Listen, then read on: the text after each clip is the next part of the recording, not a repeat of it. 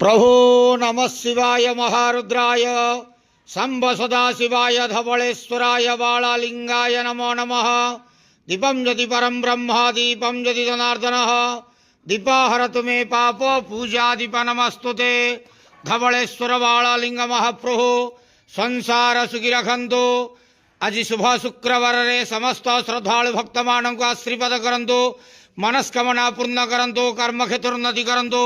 ग्रह रिष्ट खंडन करंतु। जगतर मंगल करंतु। विश्वर कल्याण करंतु। आपणकर नाम प्रकाश करंतु। सेवकर डाक श्रवण करंतु। समस्त ग्वावसा भक्त मानकर मनस्कामना पूर्ण करंतु। जो जो भक्त माने आपण पाखरे मानसिक रखिजंती तांका मानसिक पूर्ण करंतु। बाबा धवलेश्वराय बालालिंगाय नमो नमः।